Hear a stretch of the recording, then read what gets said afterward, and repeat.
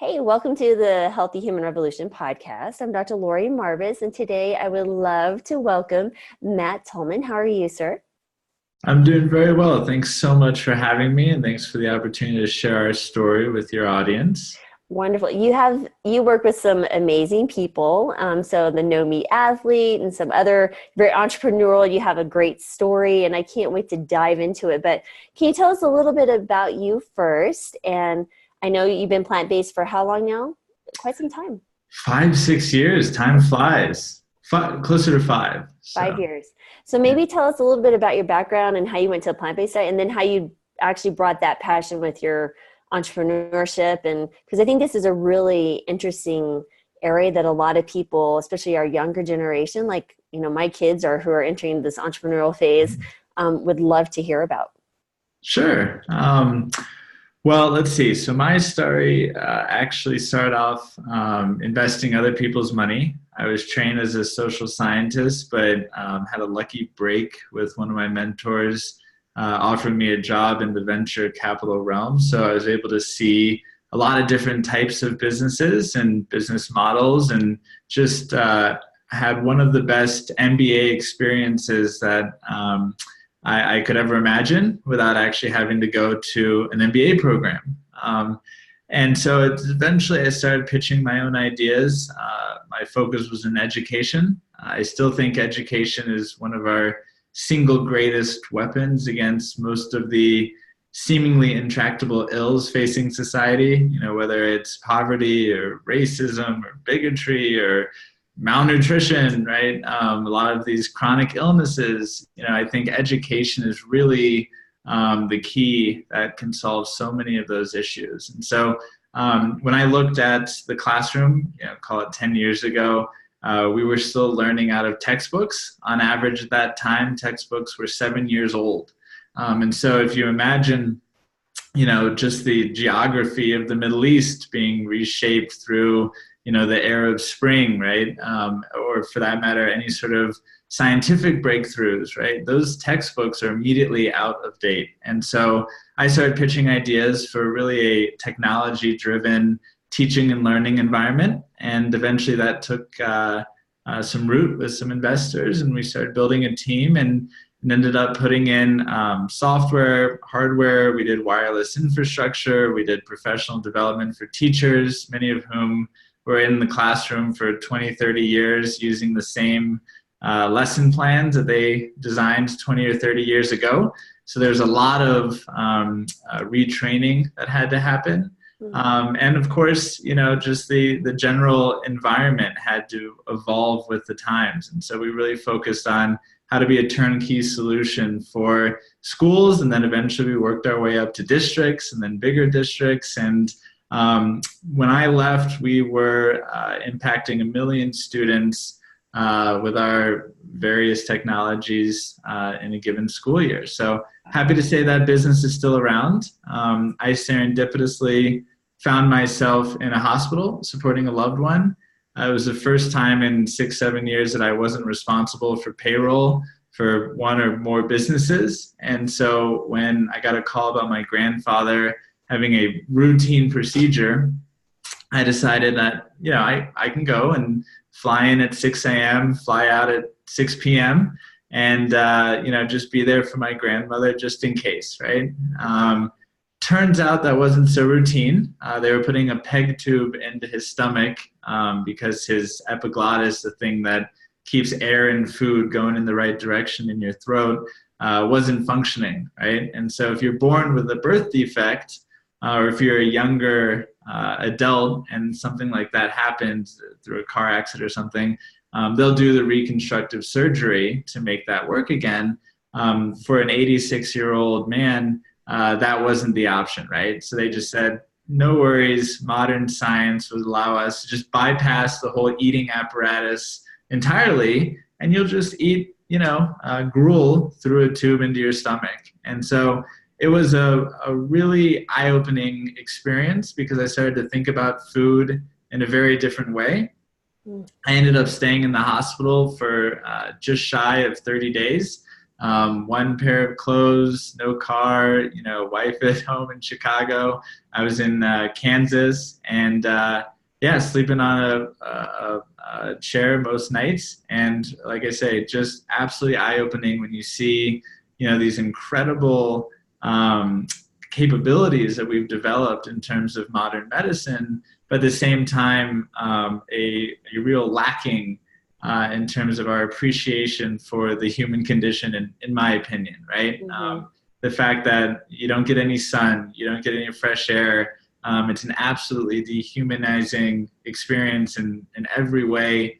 You know, you're not getting any exercise or any, let alone exercise, just movement, right? So like all these basic things that we know humans need, Mm-hmm. you know, sun, fresh air, you know, water, that kind of thing, just wasn't happening in the hospital setting. And so the big question in my mind was nutrition. And for whatever reason, I stumbled upon, like many of us, the China study while I was sitting there.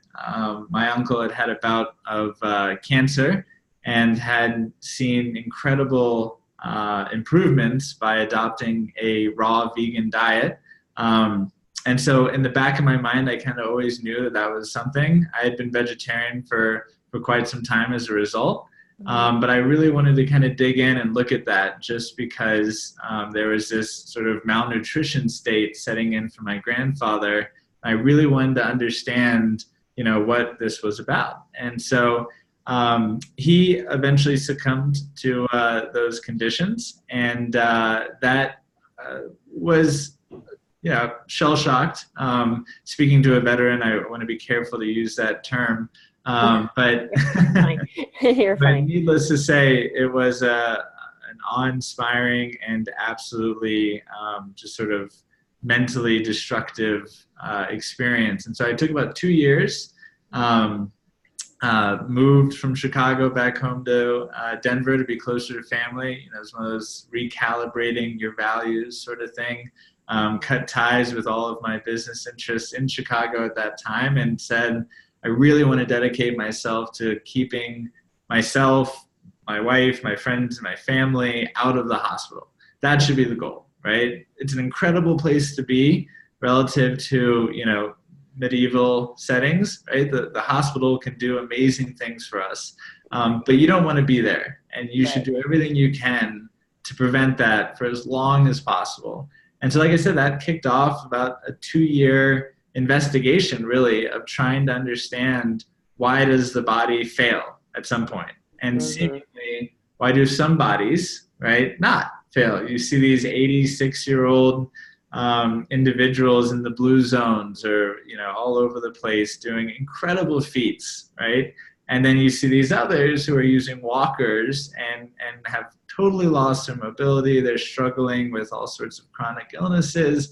They're on a whole regime of antibiotics and, or I should say, prescription medicines. And so I was really curious about that. So that led me to a plant-based diet. And 5 years later, all of our work since. So a long story, but you asked me both my background and how I got here. So I had to give you the true answer. I'm sorry for your grandfather. I know that's really hard. My grandmother lived with us for 8 years, my husband and I, and she had a breast cancer and a stroke. And then my father-in-law and my mother-in-law lived with us for 6 years. He had lung cancer, died in our home. So I understand that end of it as a patient or a patient's family, and watching someone suffer needlessly. And I agree. So when I work with patients, I'm always telling them, like, listen, my job is not to have you come back and refill a prescription. My job is for you not to need me anymore. You know, so I think our medicine is, and especially in the Western, we're so good at acute medicine. Someone is in a car accident, someone's injured, we can take care of them, but we're so lacking in our chronic disease management. We can make you live a little longer, but like you said, we're limping along. We're not living that quality of life. And so I think that's phenomenal. So tell us a little bit about your other businesses that you're involved in now that, you know, you've aligned with your passions and your vision. Well, so my primary focus is a business called Complement. And so we create vitamins that are designed to complement a plant-based diet. and I can get into that a little bit more. And then the other one is a website called No Meat Athlete, and we really focus on creating resources, whether that's training plans, nutrition guides, etc., for either the plant-based athlete or the vegan weekend warrior, right? So it's a very open approach in terms of hoping to appeal to a wide range of tastes, and very welcoming in the sense that you don't have to be vegan, but we certainly want to encourage a plant-based approach to nutrition. So happy to delve into either of those or talk a little bit more about Complement or how I arrived there. Yeah, definitely with Complement, because so my family and I are using that now, which is amazing. Great. Because I get a lot of questions regarding, what supplements should I be taking? And so I direct them toward you at this point, because I know we've corresponded before and met before and talked about that. So I think it's brilliant, and so I love it. So instead of saying, oh, buy this, and this, just like, go buy this. This one thing. And in the show notes, everyone, there will be a link to the website, and I do encourage everyone to give it a try. But tell us a little bit how you felt like this was an important thing to take on. Starting a supplement, I mean, that's a lot of work. It's a lot of work to do it right. It's not a lot of work to just do it. And that is what we pride ourselves on. I have a little boy. My partner, Matt Frazier, has 2 little kids. And so our metric is really, we won't create something that we wouldn't give to our own kids. Now, for full disclosure, my child is 8 months old and is still breastfeeding. We're just introducing, some whole foods like avocados and, that sort of thing. So not quite at the point where I'm giving him protein powder, but that is the really important metric that we think about. And as my wife is nursing currently, we do have to think about, the heavy metal content in her blood and what she's using as a supplement. And so, like I say, to do it right really does take a tremendous amount of time. But just to back up and briefly share the story. So I was vegan for 2-3 years. I'm a bit of a nerd and very much into self-experimentation. So I was consistently getting blood tests, somewhere between every 3 and 6 months. And all of a sudden, those blood tests didn't look so good anymore. And I had this, what was diagnosed as rheumatoid-like inflammation. And I was told to go see a rheumatologist. The rheumatologist wanted me to go on all these prescription meds. And I just thought, this can't be right? Like, I read Ornish and Campbell and Esselstyn, like everybody says that I'll have this glowing health if I just eat plants. How could this not be working? And so yet again, had to go into a deep research stage and figured out that, a lot of people are talking about it, more so now than they were, 3 years ago. But there are supplemental needs to a plant-based diet. I always like to add that there is supplemental needs for any diet, right? Because we all fall into these patterns of eating. And depending on what those favorite foods are, you're likely to be deficient in certain nutrients more so than others. And so it's just really important that people get a blood test. They work with qualified health professionals such as you to interpret those labs and to figure out what is the right set of foods, supplements, other nutrients, what have you, because we all have, a different metabolism. We all have different needs, different genetics. And like I say, for me, it was clear that something wasn't working. Mm-hmm. And so what I looked at was what nutrients aren't in plants.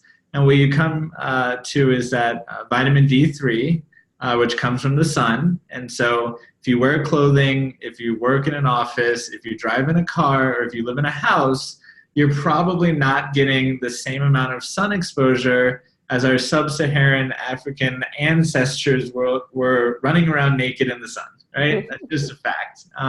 There's also, I think, the line is between San Diego and Boston, or Miami and Portland, somewhere in there, where if you're north of that, your kind of exposure to the sun is that much more sort of inadequate for that vitamin D synthesis.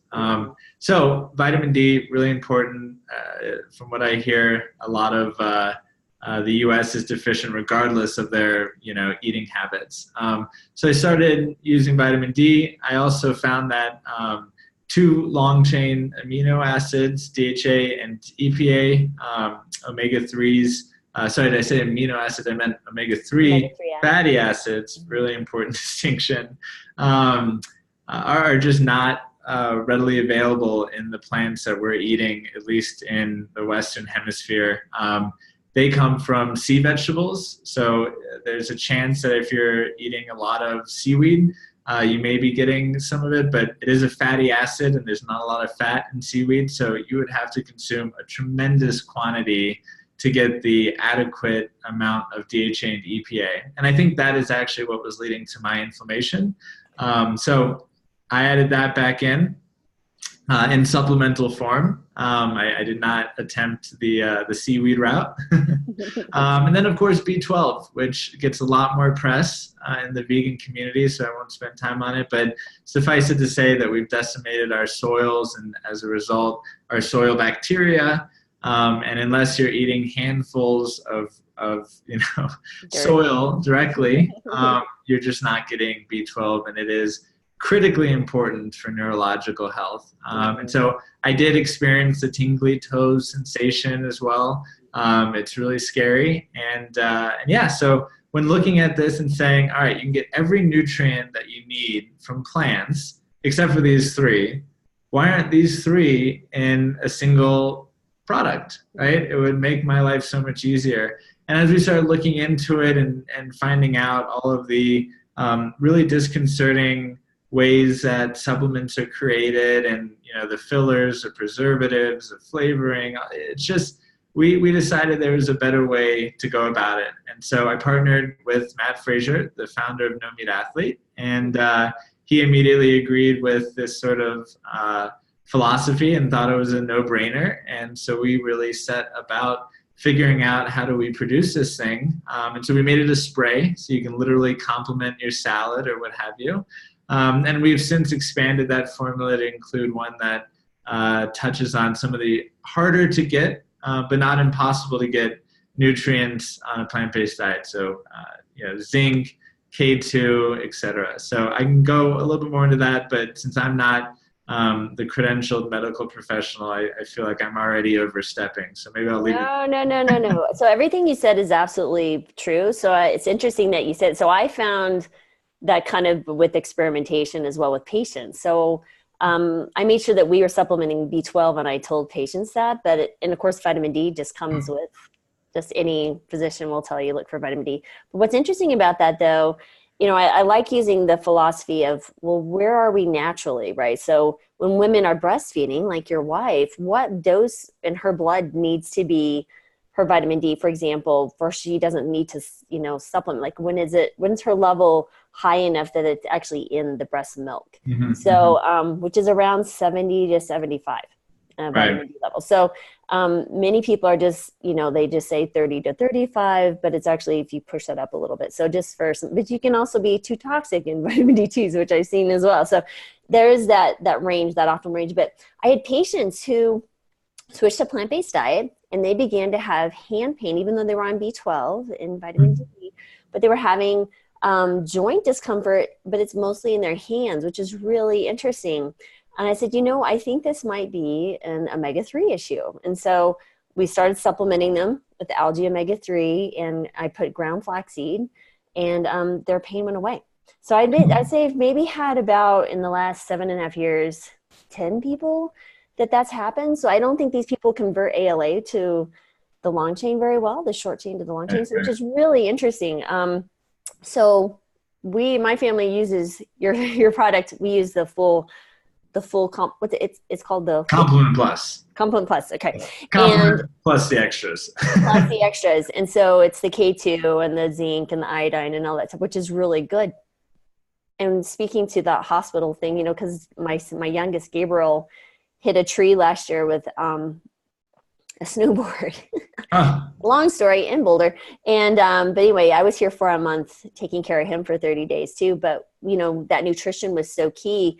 I mean, we pounded the research, and it's like what can help with bone health and healing, and we made sure he had all of those vitamins and smoothies, and covered everything you can imagine. He did phenomenally well. I mean, he just surprised even his surgeon and the physical therapist. So very, very important that people understand, so I have a little mantra. It's like, you want to eat optimally, right? Which is a whole food plant-based diet of a variety of colors, but you also want to supplement wisely. And so you need that full to get you over that 100%. You might be 98% with your diet, but you need a little extra, very important 2%. So right. I love how you mentioned that. So what made you decide to add the Complement Plus? Because can you just kind of go into that? And your scientists sound, so please feel free to sound as much as you like or lack it. It's up to you. But I think it's important just for people to understand there is some things to be aware of. Yeah.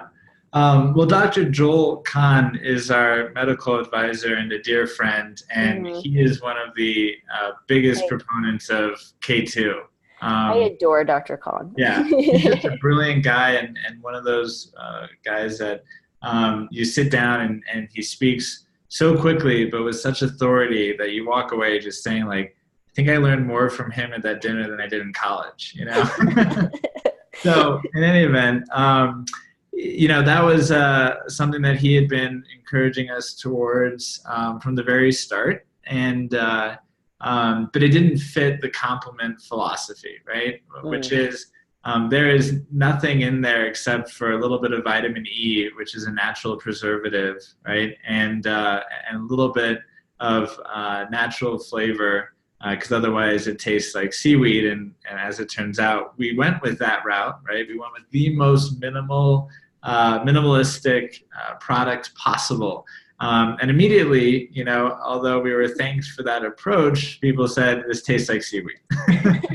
So it was an extremely clean product, and K2 just didn't fit in there. And so we thought, okay, but there is really good science for why K2 is so important. Again, not just for vegans or plant-based individuals, but for any number of Westerners, I'll say, because you can get K2 from a fermented soy dish called natto. From what I've heard, it is a combination of like fermenting cheese and shoe leather, like a really pungent, very much an acquired taste, and something that we clearly are not eating on a regular basis in the Western Hemisphere.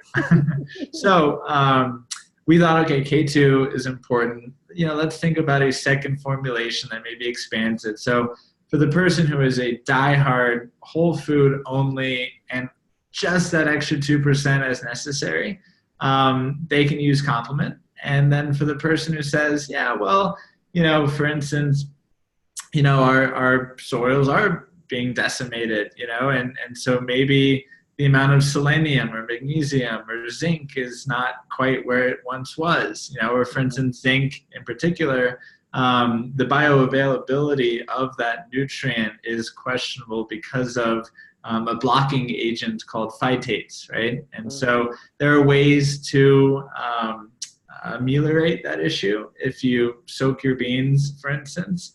But how many of us are soaking our beans, right? If you go to Chipotle, did they soak their beans, right? So we started thinking about each of these nutrients and kind of separated them into a second category where it was, look, you can get these from a whole food plant-based diet. There's no question about that. But you might not be for some reason, right? Either because they're not as bioavailable or they're not as abundantly present in our environment, or for some other reason, right? And so we decided to package these up. And K2 is a great example. Just to circle back to that, I think it is really important for people to understand that you can get vitamin K from your leafy greens. That's what everyone always brings up when we talk about this stuff. And I have to emphasize that that's vitamin K1, right? There's K1 from your leafy greens. There's K2 from this fermented soy dish. And then there's K3 which is actually a synthetic form, which we very much do not recommend because we don't like synthetic things. But K2, is really important because the way I think about it, thanks to Dr. Khan, is that it helps to pull calcium from your soft tissues, like your heart, right? You don't want calcification of your arteries, the hardening, and it pulls it from those soft tissues into your teeth or your bones, which, it sounds like for your son is a really important thing, is either for growing or just for preventing osteoporosis or from healing from an injury. It's just super important. Well, your bones they're dynamic living things. So I think people just think of bones as, oh, I have a bone. But there's constant, it's like I always say there's a construction crew. They're either building or breaking down your bone, depending on your needs at the moment. Like, do you need more calcium, breaking it down? Do you have too much, building up? So yeah, the K2 is very, very important. And some individuals that I have read about case studies that were raw vegans, very strict, didn't eat some other things. Not that you can't do that, but I'm a big fan of whole foods across the spectrum. They were having dental issues. And so, which is unfortunate that they would abandon a healthier diet and just start, thinking about, well, why am I missing that component? So, you can go extremes in either way, eating meats and, carnivore diet, and then there's the raw fruit only diet. And so, like I said, I'm a big fan of science. Where do people thrive in the blue zone? They're eating this whole food, plant-based diet. And again, like you said, supplement wisely. And so I really applaud what you've done. I think that's amazing. It's just such a wonderful thing to be able to refer people to. And like I said, we'll definitely have the link to your product because I think it's phenomenal. I give it to my children who are adults. So that's good to hear. Like I said, that's the most important metric. And, we do all the Proposition 65 for heavy metals and, the microbiology tests, the stability testing. We test these things out the wazoo. But at the end of the day, for me, there is no higher threshold than what I give to my child, right? Mm-hmm. Absolutely. And I think, like I said, that's our philosophy, and we don't intend to change it. I will say just briefly, what you mentioned about folks having these challenges, whether they're dental or otherwise, and then they radically go the other direction away from a plant-based diet. That was one of our main sort of call motivations when we developed this. I was in an Uber with an individual who the driver was sharing that he had been a raw vegan for like 5 years, vegan for I think 11, and was just low energy, felt really bad, went to a doctor. The doctor said, your body needs, I think it was red meat or fish, whatever it was. He ate it, and he said that, a veil had lifted, right? It was fish, I recall now, because I made that connection in my mind. Well, yeah, you're getting an influx of that DHA and EPA, which it sounds like you didn't get for 11 years. No wonder your body was struggling in all these ways, and so he said, well, if my body needs fish, maybe my body needs red meat. And so he went and he had, a big steak or something. And of course, when you get an injection of heme iron like that, you probably felt like the Hulk, and so that was it, right? He's no longer vegan. And so that was one of the kind of wake-up calls in my mind to say that, I was lucky. I was working with some really smart doctors who knew I was there to be challenged, and at the same time, felt really confident in my understanding of the science. But how many others, right, are not engaged with folks like you, but instead go and see that doctor who says, no, just go eat some fish and some steak and you'll be fine. I mean, that just isn't the answer in my view. Right. So part of that too with the energy issue is especially when they go, and that was kind of my mistake as I evolved. So Dr. Khan's amazing. He's been a very dear friend of mine for some time. Actually, I was just talking to him yesterday. And yeah, I send him like all sorts of questions. Great. He's so responsive. But what's interesting is that in the beginning of this, so there was no training so to speak, on, okay, you're a physician and you want to help people transition to a whole food plant-based diet. This is what you need to do. And they're like, oh, well, you just kind of figure this out on your own. And yeah, so luckily I had some very kind patients that were willing to let me experiment on them.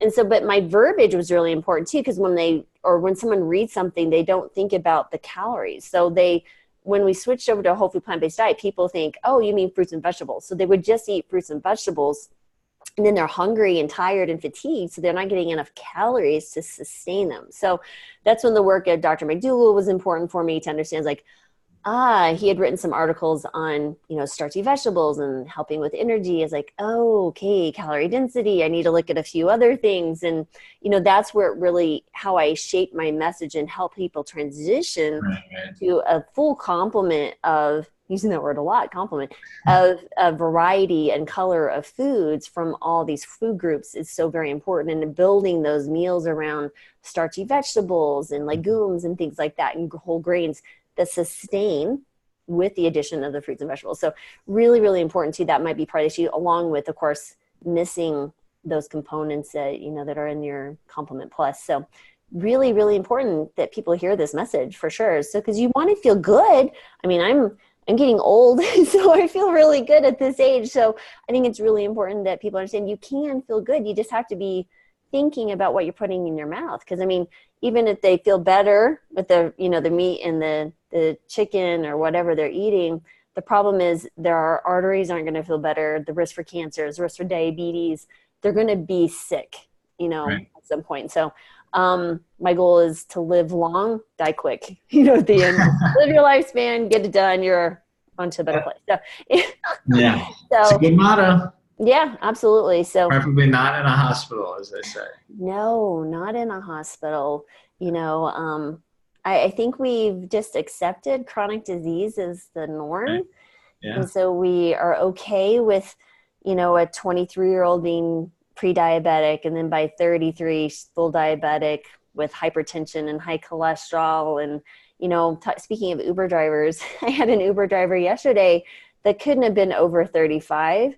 And she already had a permanent disability, placard hanging from her mirror. And I'm just thinking, now granted, I don't know her history, but she was walking with no assisted devices, no cane or anything. She got out of her car, walked around.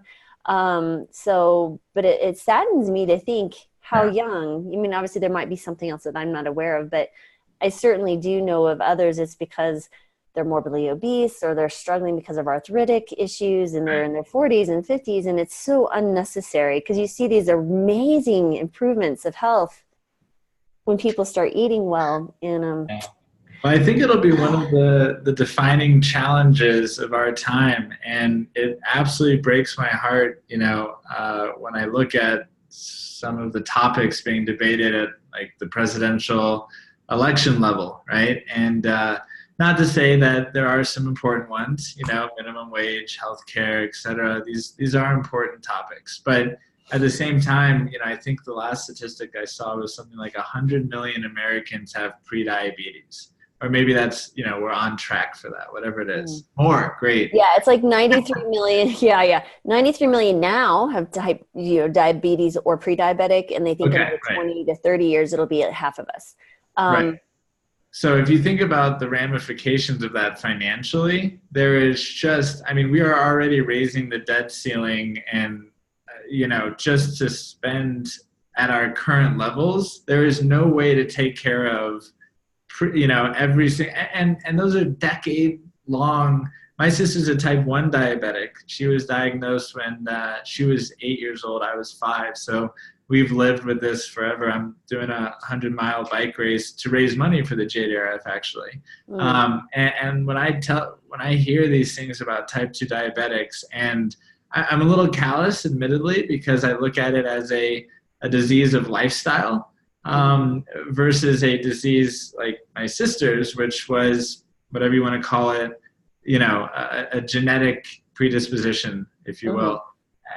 And I think about what these people are going to deal with, because I've seen it with my sister. It is absolutely heart-wrenching, and the fact that we know the solution, right? You're out there talking about it. There's individuals who've cured type 2 diabetes left and right through good nutrition. And the fact that, our public discourse, right, is debating these most asinine topics, and we're not looking at just one of the many chronic diseases that is on such a steep increase that it will bankrupt this country within a decade. It's really scary. Right. Well, we're already bankrupt pretty much, but the problem, it goes even more than the financial strains. So you got to look at, well, what does diabetes increase your risk for? Heart disease, stroke, cancers. So that leads to the point that right now, 18 to 35-year-olds, which may encompass you, I don't know, but it encompasses my 3 children. They have the highest risk of colon cancer than any other cohort in the United States. So 18 to 35-year-olds have double the risk of colon cancer and quadruple the risk of rectal cancer than myself and my parents and grandparents. So when is that okay? And I share this, it's interesting. I share this in Facebook groups with other physicians, and they go, well, what's the cause? I'm like, well, what are we eating? That's what's coming in touch with your colon. They're like, oh no, it must be something else. I'm like, oh no, it's not. Yeah. Sometimes the easiest answer is the right one, Exactly. What about our national security? Or nobody's going to be joining the military. I was on, in the Air Force, and we would be kicking people out with, insulin-dependent diabetes or heart disease. Didn't a group of, I remember in one of the many books from all of our thought leaders in this space, had a list of concerning trends like that. And one was a group of surgeons saying that C-section births were becoming harder because of the amount of fat, effectively, right, visceral fat around the organs that you need access to pull that off, right? I mean, and then the other one was, I think it was a set of generals actually saying that, the recruits coming in were not up to, adequate shape, right? And it's these are the directions that we're heading, and it's really disconcerting. Absolutely. And it's unfortunate. It really, really is. And, I have a friend of mine that's a labor and delivery nurse for 30 plus years. And Karen is saying that now they've had to set up new guidelines because so many women are morbidly obese and giving birth that they're inducing labor and C-sections earlier. So now we're taking the baby out of the oven much earlier, which increases risk for other things, the risk of a C-section, and then they're not getting the introduction of, the vaginal flora that helps start them off on the right track with their gut flora, because babies' GI systems are sterile till they're born. So then you have increased risk for asthma and allergies and all these other type of things with your immunity. Who knows with autoimmune disease. So there's so many things that we're setting ourselves up to literally, there could be nobody come into this country and say, I want to bring down, well, we're talking about the United States because we're in the United States, so this is everywhere. But, if you had someone who wanted to decimate a culture or a society, we're doing a good job of it ourselves, right. Yeah. Just on what we're eating. And so, there's not going to be a workforce. When I get old and I'm ready to collect those Social Security, nobody's gonna be there to, So it's just, it's frightening. I worry about our future for, not only my children, but kids your children's age. Someday I might have grandchildren. We'll see. But I boy, it's so sad. So what's the solution? We were talking about some of the internal rifts in our community. And I really do think, if I may go on the soapbox again. Do it. Go for it. I think going back to what I said about education, right? That's what it comes down to. And the challenge, though, is that as a, call it, plant-based community, we don't have the sort of cohesive message that, say, you see in sort of the ancestral eating, whether that's paleo or keto, I don't know. But what I will say is that when you look at the folks promoting a plant-based diet, I don't think there are two that agree on all points. And I think that is really destructive to the momentum that we're gaining, because you have these big-hearted, incredible individuals like Sean Monson, who's creating documentaries like Cowspiracy, and he's a friend, again, wonderful guy, but he is so dedicated to the animals, like many vegans out there, that he doesn't really care what he eats. And that is an amazing thing for him. And I shouldn't, infer anything about someone else, but I would go so far as to suggest that there is a kind of archetype for the vegan who cares more about the animals than they care about themselves. Likewise, the environmentalist who cares more about the planet than they do themselves. And then you have the plant-based eaters, right? And they actually maybe care about humans more than they care about themselves. And they're out there talking about all the health benefits. But just in that small category, you have all of these internal controversies, whether it's like, nuts are too caloric. So if you're trying to lose weight, don't eat nuts. Or, oil is refined, so don't eat oil. And it's like, well, sugar is bad for you. It's bad for everybody. It has nothing to do with the plant-based diet. Don't eat sugar, right? So you whittle yourself down to a message where it's like, it is so unappetizing and just does not, I would say, is a non-starter for your mainstream consumer, Right. And so that, I think, is one of our greatest challenges as we look at how do we get more than 100 million pre-diabetics or type 2 diabetics to understand that what they eat really, really matters. And if you eat a whole food plant-based diet, there's plenty of studies out there that suggest that you will improve your A1C, you'll reduce your blood sugar on a daily basis. But yet then they pick up some book and it's like, no oil, no nuts, no sugar, no refined carbohydrates, no fun, no smiling. It's like, you're never going to get people to, even attempt that, right? So anyway. Well, I think you did a really nice job of defining the problem, right? So we have these sections or segments of an overarching no animal product diet, right? So you have the vegans who can eat Oreos and Dr. Peppers, who are animal rights activists. They're just eating to sustain themselves enough to go and save the animals, which I applaud and I agree. Yeah, that's amazing. Absolutely amazing, sacrificial, the most loving and kind people, right? They love those who can't defend themselves. Then we have, like you said, the environmentalists who are maybe more vegetarian, but they're still not quite on maybe board with a completely plant-based diet. They're just like, we got to stop using consumerism and all the destructive things that we're doing environmentally, pushing different, alternative energy sources, those type of things. Again, amazing people, have a passion for longevity of the planet that we live on. I applaud their efforts. Then you do have these others who are strictly whole food plant-based, right? They move to a diet because often health challenges, right? So then they're looking at spreading this message, but then you have these cohorts of no oil, no nuts, no this, no that, strictly fruit, whatever. So I agree. Think we can put them in a big circle and say, we all want one thing. We all want to live well in a healthy environment, in a place that our children can grow as well. I think the overarching theme, if I have someone as a physician who is ill with diabetes, heart disease, whatever, if I put them on a whole food plant-based diet and I talk to them as a human saying, let's look at your health. But when you do these things, not only does your health benefit, but our planet's health benefit, animals, whatever.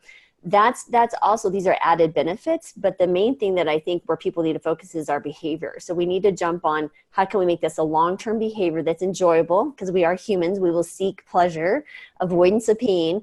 But how do we do that long-term? And that's where we got to show that food is delicious, but it's also healthy. My greater concern is from the general mainstream, people who may not even be ill yet, but the majority of Americans have some precursors to chronic disease. If 100% of 10-year-olds in the U.S. have already laying down the fatty acids for plaque in your arteries, we all need to be on a whole food plant-based diet. But the concern here is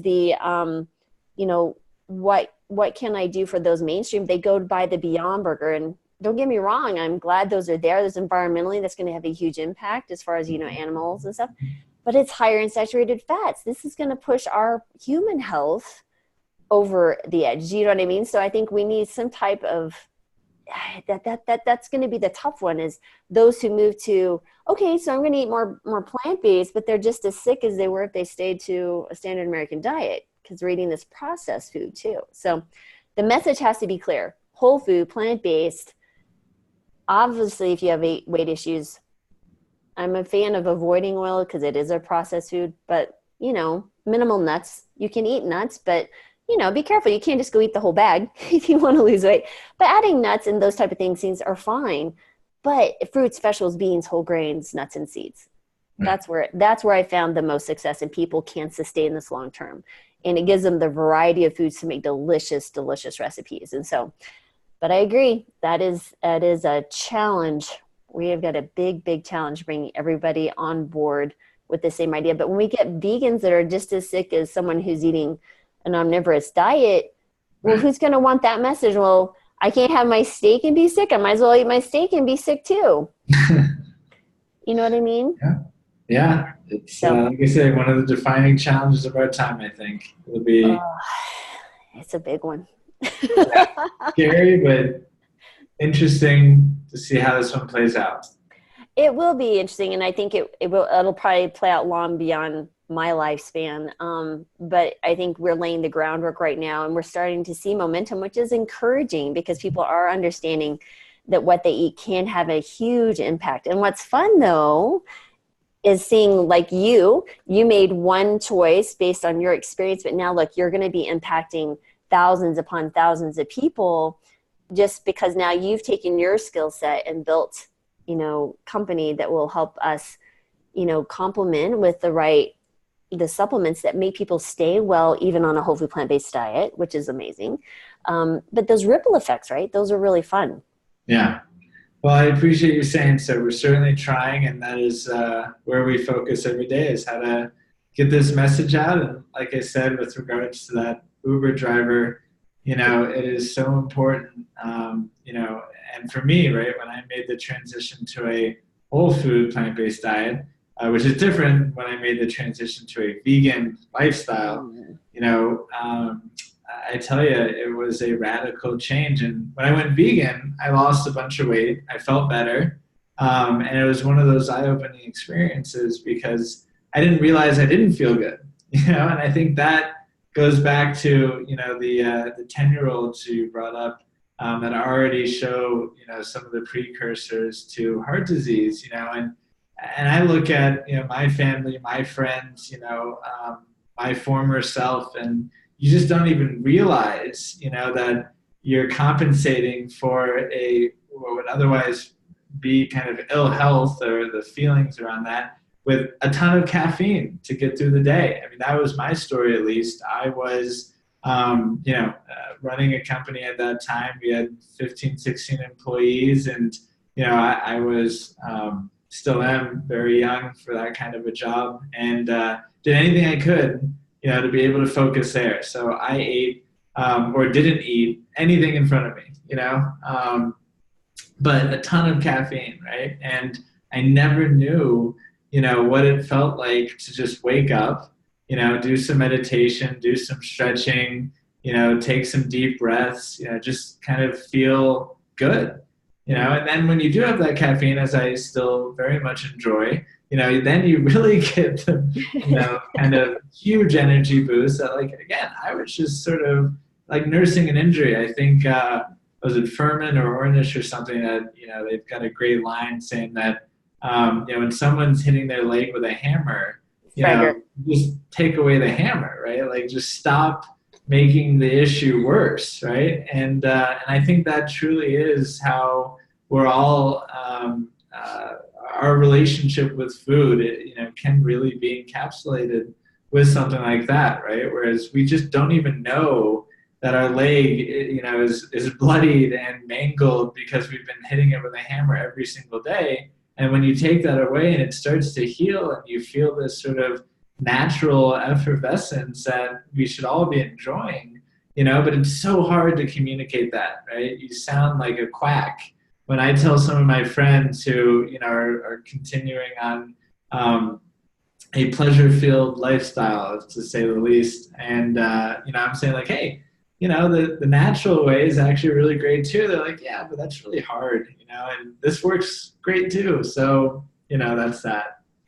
Well, it's interesting. So I think there's 2 points here. I love what you mentioned was, this repetitive injury, right? So you go to the doctor, and I think it's Dr. Greger, and Furman they might have two spins off of it, but you go to the doctor and it's like, hey, my leg's hurting. And the doctor's like, well, let me put a Band-Aid on it for you. There you go. But they go home. They never mention stop hitting your leg on the end table. And you go home and you kick it again, and you still come back. Well, my leg's still hurting. Maybe a Band-Aid. Let me give you exactly. Instead of saying, well, let's go to this root cause and right. You know what? I think you should stop hitting your leg on the table.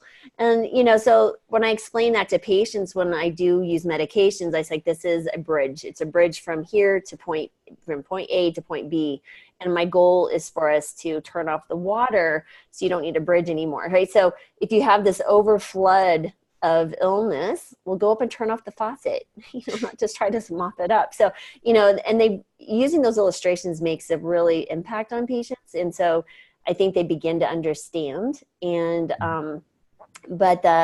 I think there's different messages when we use our education. So if I have a younger, healthier generation talking to them, talking about the environment and the world you're going to be inheriting, but we want you healthy for the long term.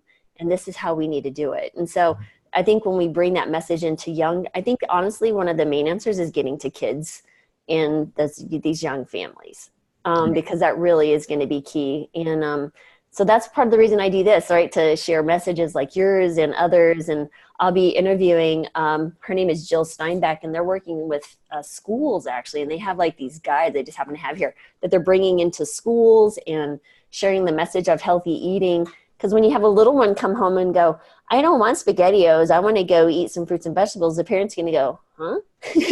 Right. Yeah. Well, I couldn't agree more. Like I said, education's the key. And one day I'm going to return to that question. And because I just think, when our way of schooling was fundamentally designed, to accommodate the cultural or I should say the societal needs of an industrialized workforce. Well, the workforce has radically changed, right? Our needs for kids, in terms of what our kids need to learn, I should say, have radically changed. Our interaction with information, Google, just as an example, right? And yet our way of teaching, for that matter, the information that we're teaching hasn't really changed all that much in the past century, know? And so when you think about what are the skill sets, what are the topics that are really important, not only to equip children to compete in a globalized workforce as we now enjoy, but at the same time also, what are the key topics and skill sets that they need in order for us as a society to head off some of those really big challenges like we talked about, type 2 diabetes. The fact that students don't learn about nutrition, right? I mean, okay, so they might touch on it in biology, relative to, how a cell uses ATP conversion. I mean, just nonsense. And if I wanted to, I could look up in a 3-minute video on YouTube, get that refresher and go use it in my daily life, because I have a huge need to understand the inner workings of a cell. I just think that we're really, and obviously it goes all the way up to medical school, which you can speak to with much more fluency. The fact that we just have a total disregard for nutrition. Right. Well, and my daughter's in medical school, so she's in her third year. So she just started her clinical rotations in July. She's so all my kids are plant-based, thank goodness. So they're 25, 23, one's almost 21. So those are the, when I speak to Emily and she's talking about that and she gets excited, she's, some of her classmates, she's converted to plant-based eating and, she's still learning, how to be a doctor, but that message now of nutrition is there for her. And so I'm eager to see what she does with it as she goes into clinical practice, because she's going to be seeing these younger and more complicated cases. So, it's one thing to be dealing in medicine. It's hard to be a doctor now, especially in primary care. So it's not just the, administrative burden that we're dealing with, like, oh, you have a new EMR, you have to take care of all this, and there's more, less money to go around, and your capitated systems and all that. That's one thing. But when I get, from 20 years ago to my practice now, my 45-year-old is not the same 45-year-old. My 45-year-old now has had a heart attack, has asthma, has COPD, has, morbid obesity, had maybe cancer. They may have definitely diabetes, their joint pains hurting, their chronic pain, their chronic headaches, they're fatigued, they're depressed, they're anxious. That's different. I'm serious. This is my normal daily patient I'm thinking, we're not me. This is not meant to be the human experience. So, when I speak to them, I was like, did you know there's another path for you? There's a different reality that is literally bites away. And so that's how it's so important that we shape our message, saying your reality now, like you said, you didn't know how good you could feel, or that you didn't feel well, could be so different. I was like, give me those 30 days, give me those 6 weeks, but we need to make it easy for people to consume. Like you said, the education, and make it not so overwhelming. Because once we get too overwhelmed, we shut down and just go back to what we already know. So that's the key, is make this so simple and easy. And then they feel so good. They're like, I want more. Right. So how do you do that? So how do I do that? I do by steps. So I depend on who the person is. Like for me, I'm quick. I'm an early adopter. I jumped on this overnight. Brought the whole family with me. Yeah. Luckily, you've met my husband. He's super sweet and nice, like one of the kindest people you'll ever meet. He's just like, you're still cooking, right? And I'm like, yep. He goes, okay. And he lost 50 pounds in 3 months. The kids were a little bit, my kids were already groomed to eat what I made. They didn't give me grief. When we went out to eat, they'd order whatever they wanted, which may still have included meat and stuff. But as I educated them, they would all move to the plant-based diet. But they gave me some challenges, but they were never disrespectful or anything, because that's how I'd raise my kids. But for me, it was overnight. But others, it's a much more long transition, right? So you give them step-by-step guidance. And over doing this for almost 8 years now on a daily basis with patients, I certainly learned how to speak to people. Now, there will be people who say, no, I don't want to. And those are fine. That is their choice. But I've laid the foundation with a seed of knowledge. And like, maybe I'll come back to that in a year when they're really sick or something happens. You've created that little potential opening. But the majority of people that I get are open to the message. But you have to speak to their needs and desires, right? So let's say I can just come up with so many different, let's say I have a 35-year-old mom of 2 teenagers, single mom, she's on a budget, fatigued, maybe anxious and depressed, maybe pre-diabetic, somewhat overweight. That is a very typical pattern that I'll see, like many, many, many. Money constraints, time constraints, emotional constraints, because they're doing everything they can just to survive in their mind, right? So my thing is, let's save some money, let's give you some energy, let's help you sleep and make you feel better in the short-term amount of time. They're like, okay. You know what I mean? So, and then we talk about gut biome and how that helps, 90% of your good feeling hormones, and maybe that anxiety and depression will get better.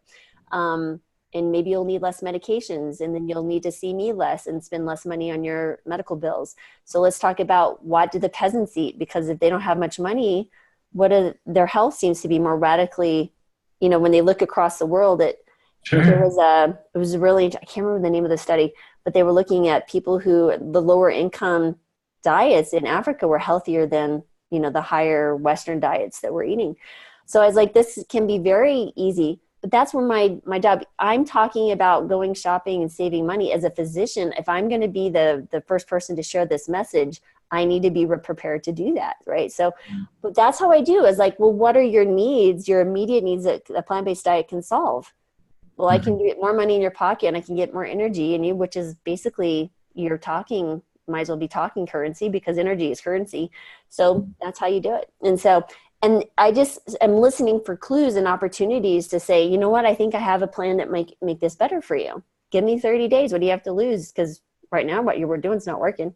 So Well, I think that's phenomenal and certainly speaks to what I hope will be the future of primary care, which I know is a topic that we could spend hours on, but bless your from heart, what yes. you just described, it's going to require a radical reimagining of medical school, because what you just talked about was, touched on psychology. It obviously requires the basic understanding of health and the like. I mean, there's some social work happening there. There's some Yep. financial engineering. There's, maybe some counseling. So This is it's marketing. It's marketing. It really is. This is strictly marketing. I need to be a better product than what you're doing right now. So wow, that's very interesting. this is how so I have an MBA as well. So marketing was one of my favorite things to study, because I need to be better at marketing a lifestyle that's going to make you live longer, and I need to make you believe it. So I need you to believe in this, that you need this product so bad that you're willing to do whatever it takes to get it. And if I can do that, so what does marketers do, right? You're a businessman. They're looking at the psychology. They're looking at the social factors. They're doing all of these things. They're looking for the trigger words. They're looking for the opportunity to jump in and say, you need my product. You need my product. That's how I see it. So you sound like you're better at it than I am. No, but I just, but that's why we're doing the Healthy Human Revolution thing, is because I think we need to be better at marketing what we know works. We got to be better than the keto diet. We got to be better than this. But like you said, we got to build this tribe and, get our message in order, or nobody's going to want to join. So we got to do better marketing. So I think it all comes back down to the marketing. The product is phenomenal. It's just how we just got to market it better. Yeah. Yeah, you got to get people to take the first step, then they'll see how good it is. So exactly. That gives me quite a bit to think about, actually. Yeah. Well, good. Well, because I'm continuing to work on my family. We've got one of my sisters is vegan. She's raising 2 little ones. Her husband, her kids, all vegan. My parents have transitioned to a vegetarian diet. Everyone has radically improved their health. My sister, who I mentioned was a type 1, saw an immediate reduction in her A1C, within a few months, which is a pretty incredible thing, especially considering her pancreas is done.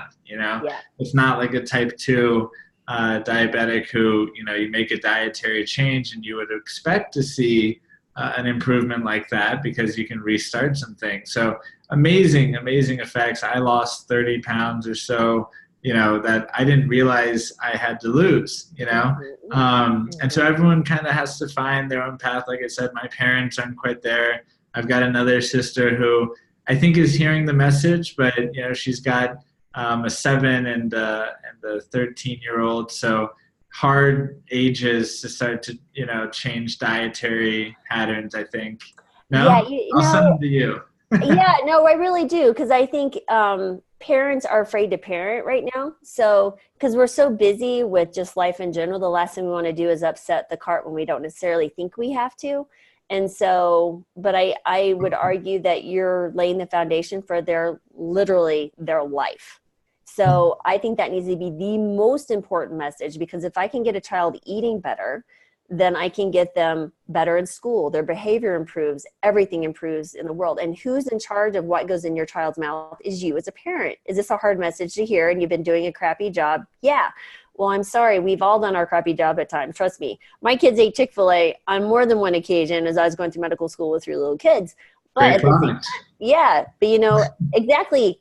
If I could just make anything taste like the Chick-fil-A, oh man, we'd have this be a no-brainer, easy. Yeah. But that's the important thing now, is that I understand that I need to back up and change. It's okay to say, oh, wow, that was the wrong path. I need to back up and change position and go. This is just information. Yeah, okay, I failed there, but guess what? A failure's data. Let's switch around. Don't hold yourself responsible for decisions you were making without all the knowledge. I mean, but now you know. Right. Now let's work on getting these kids healthy, because that 7-year-old, that 13-year-old is going to be making decisions every single day for the next 5-6 years that are laying the foundation for potential prediabetes in their 30s or heart attack in their 40s. So very, very, very important. Or colon cancer. My goodness. Yeah. So I find it an urgent message. I get very excited, as you can tell, sharing that information with people. So it's so very important. So yeah. Well, it sounds like I have some things to learn from you. I am petrified because, now that my son is starting to eat foods, and next thing you know, he's going to be going to a birthday party. And it's like, how do I, manage that situation? And my partner, Matt Frazier, who I mentioned, is an absolutely brilliant guy when it comes to this stuff. I spent some time with him, and one of the first trips, I should say, to Asheville, I met his kids, and we were sitting on the counter eating carrots before dinner. And I'm like, wow, that's really great. And it's like candy to them, right? That's what they've always known. And they've given them the latitude to make their own decisions, even at a very, very young age. I think his son is 8 now. But his son at that time, I don't know if he's still doing it, would journal and meditate in the morning. I've been working to develop that habit for 5 years, and I still, succumb to checking my inbox first thing because I'm, stressed and frenetic and have to really focus on doing that, and this 8-year-old showing me up. And so I really think that there is such an opportunity for us, collaboratively to figure out some of those questions, because I don't think they're easy, but as you say, they are so important to get right. Right, but what we're doing now is not working. Yeah, that's for sure. Well, that's where we need to infuse with parents the permission to do things differently.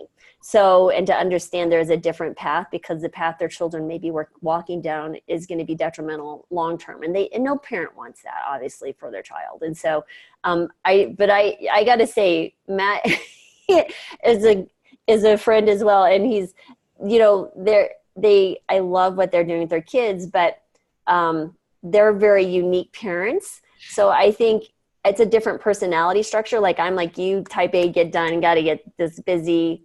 For me to sit down and try to meditate, it's just not going to work. I can't meditate. I need moving meditation. Really? Oh yeah. My meditation is running. My meditation is hiking. My meditation is taking care of my plants, or reading. So to sit down and beat myself up to say I need to have my mind quiet is just not going to work. And I've accepted that about myself, and I'm cool with it. I have a healthy life. I'm happy. I do my thing, but for me, it's got to be movement, because, we work in front of a computer all the time, but I can't sit still. But I get that. Yeah, absolutely. And I know we have a hard stop, but we could talk forever. Anyway, so is there any final message that you might have for someone in all the many areas that we touched upon today that you feel is an important message that you would like to share? Well, as you say, we've touched on so many important points: education, child rearing, and whatever. So I think anything that I say would be insufficient, but because you're showing me up as a marketer, I'd be really bad at my job if I didn't encourage everybody to take their health really seriously, engage a qualified health professional like you or anyone else, pick one like me, who disagrees with my lifestyle. That's great. I go in, I get my blood tested on a very regular basis, as much as I sweat, I get red, I almost faint, really hate that. But I do it because it is really like the keyhole that you can look through to understand where you are. And I think, it's just so important to take an active role in your health. And so if you do that and you find out that you think some omega-3s, B12, and vitamin D is lacking from your plant-based diet, check out Complement. But even if you decide to get those nutrients from elsewhere, natto, seaweed, soil, sunshine, great. Just get them from wherever you can. It really doesn't matter to me as long as you get them. So I'd say that's my parting message. Awesome. And I think that's a very important message is, like Dr. Khan says, test, don't guess. I use that a lot with other patients. But absolutely, guys, you got to check out the Complement and the Complement Plus, because I found you guys, someone had mentioned you before, and I was looking at it, like, this is awesome. It's all in everything. This is great. So I was so thrilled to be able to meet you in person and see where this, get to interview and everything. But definitely, everyone, check it out. The link's below. And Matt, thank you again so much for your time. And I'm sure we'll definitely need to do this again, and we can dive into maybe parenting or marketing a message or whatever, education, and have a lot of fun with that conversation too. Well, that sounds fun. And thank you again for the opportunity to share our message with your audience. Really appreciate that and all the work you're doing. Thank you. I appreciate you. Okay.